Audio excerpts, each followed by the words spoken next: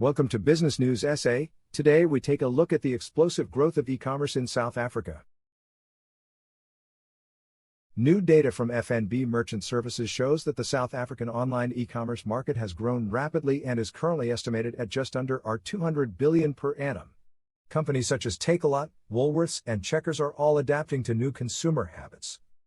According to FNB, an increase in the e-commerce estimated value indicates how COVID-19 exponentially accelerated the use of e-commerce. Before the pandemic, e-commerce accounted for 8% of total card payments spent in the retail space, with 35% of the sector being made up by spending on travel and accommodation. At the end of 2021, e-commerce accounted for 14% of total card payment sales, with travel and accommodation only taking up 11%. E-commerce has already exceeded our conservative estimates initially published at the peak of the pandemic, and it's clearly here to stay, said FNB Merchant Services Chief Executive Officer Thokozani Dlamini.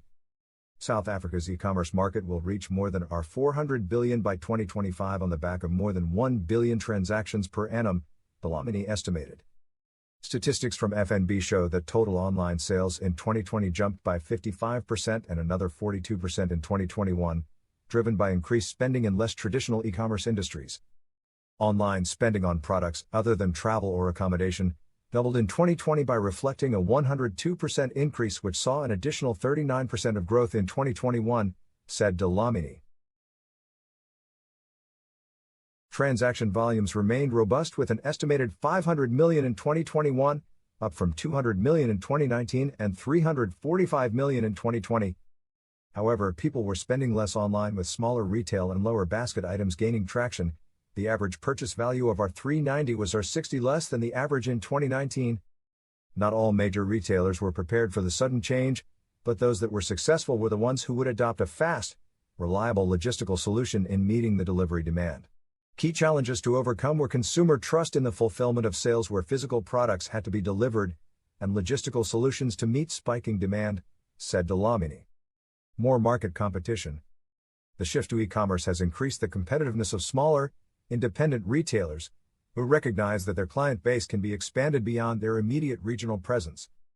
FNB stressed that despite larger retailers having bargaining power with potentially significantly lower input costs than an SME going virtual, their digital prices are substantially higher since they need to maintain a unique digital offering whilst ensuring data security. The lure of marketplaces offered by Takealot, Buy Facebook Marketplace, and similar solutions have opened avenues for those unable to invest in a professional digital platform to sell their products. Below are some examples of e-commerce growth among some of the country's largest retailers. In April 2021, the Naspers Group acquired the share capital held by non-controlling shareholders of Takealot for roughly R830 million. As a result, the group holds 100% effective interest in Takealot. Takealot continued to benefit from the shift to online, growing gross merchandise value by 72% and revenue by 63% for the 6 months ended September 2021. The fastest growing categories were consumables, home, lifestyle and media, said Naspers.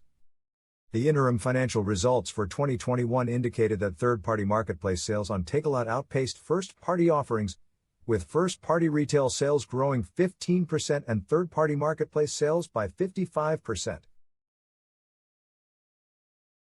Other increases in smaller Naspers e-commerce companies were seen include Mr. D. As Takealot Group's food delivery business, Mr. D also benefited from the shift in consumer spending to online delivery and saw an increase of 88% in orders. Superbalist, the online fashion website, saw gross merchandise value increase by 77% despite increasing competition from brick-and-mortar fashion retailers.